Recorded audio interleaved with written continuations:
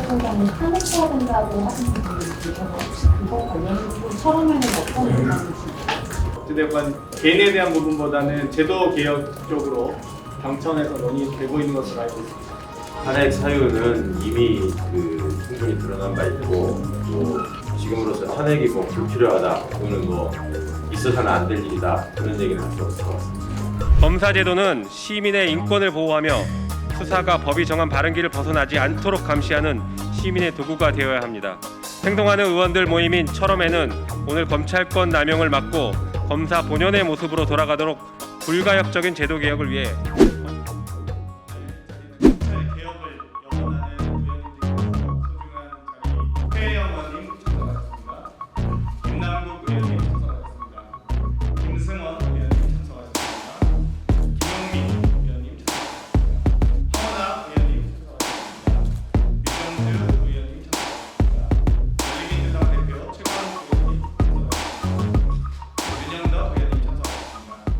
검찰의 수사권 기소권 완전 분리를 제도화하겠습니다. 수사권과 기소권을 독점하고 있던 검찰청을 폐지하고 기소권과 공소유지권만 갖는 공소청을 신설하여 수사기소의 완전한 분리와 공정한 형사사법 절차 구현 및 사법 신뢰도를 제고하고자 공소청법 제정안을 발의합니다. 대한민국 검찰은 기소권, 수사권, 영장 청구권, 수사지휘권, 형집행권, 국가소송 수행권 등 형사사법과 관련된 모든 권한을 독점적으로 행사할 수 있어 법치국가가 발전할수록 검찰이 국가 최고의 권력으로 군림하고 있습니다. 검찰에 집중된 권한에도 불구하고 검찰을 민주적으로 통제할 제도적 장치는 거의 없었습니다. 진정한 검찰개혁은 집중된 권한을 분산시키는 것입니다. 1954년 형사소송법 제정 당시 한경만 검찰총장은 수사는 경찰에 맡기고 검사에게는 기소권만 주자는 것은 법리상으로 타당하다라고 말했습니다.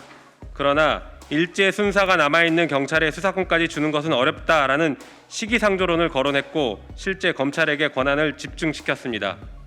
해방 직후 혼란한 상황에서 무장된 경찰을 통제하기 위해 검찰에게 임시적으로 부여됐던 막강한 권한을 이제는 제자리로 돌려야 합니다. 현재와 같이 검찰이 수사하고 검찰이 스스로 수사를 평가하여 기소, 불기소를 결정하는 방식은 권력분리 원리에 맞지 않아 부작용이 큽니다. 제19 감싸기와 표적수사, 기획수사는 모두 그 부작용으로 어제 오늘의 일이 아닙니다. 수사 기소의 객관성과 공정성을 담보하기 위해서는 검사에게 공익의 대표자라는 선언적 역할만 강조할 것이 아니라 제도로서 수사와 기소를 분리하여 상호 견제될 수 있게 해야 합니다. 수사를 하는 사람은 자연스럽게 유죄의 방향으로 달려가기 마련이므로 별도의 기관에서 수사 과정과 결론에 대해 객관적인 판단을 해 주어야 합니다. 유독 검사에게 수사권과 기소권을 집중시키는 것은 이러한 점검 기능을 제도적으로 포기하는 것입니다. 주요 선진국들이 수사와 기소를 분리하는 이유가 바로 여기에 있습니다. 또한 공소청 법안은 기존 대검찰청에 상응하는 조직을 폐지하고 고등공소청과 지방공소청으로 이분화하여 부족한 인력과 예산을 효율적으로 활용하도록 하였습니다. 이를 통해 집중된 권한과 조직을 민주주의의 원리에 맞게 분산하고 권력기관 간 상호 견제하도록 하였습니다. 무소불위로 휘두르는 검찰의 칼은 정치적 목적을 위해 사용되어서도 안 되지만 평범한 일상을 위협해서도 안 됩니다.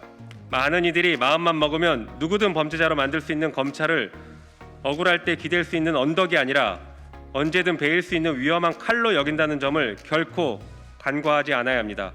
한편 얼마 전 검사징계위원회는 윤석열 총장의 주요 사건 재판부 사찰 문건, 채널A 사건에 대한 감찰 방해 및 수사 방해가 해임에 해당하는 중한 사안이라고 밝혔음에도 검찰총장에 대한 특수성을 고려해서 정직 2개월이라는 경미한 징계 처분을 하였습니다.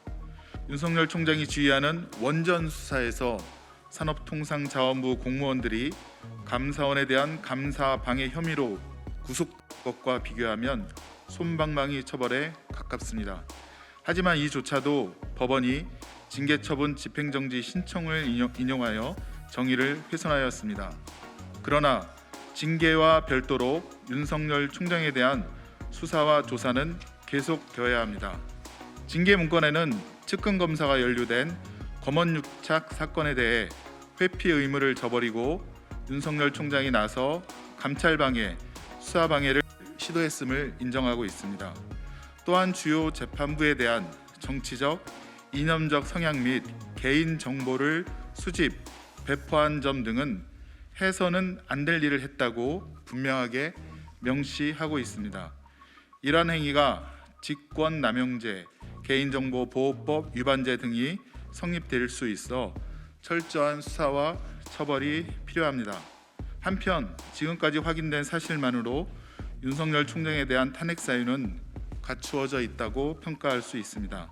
국회에서 발전적인 논의가 이루어져야 합니다. 공정한 수사를 위해 윤석열 총장으로부터 독립된 수사를 할 수 있어야 합니다. 공수처의 조속한 출범이 필요합니다. 또한 국회는 특검에 대해서도 그 필요성을 검토해야 합니다.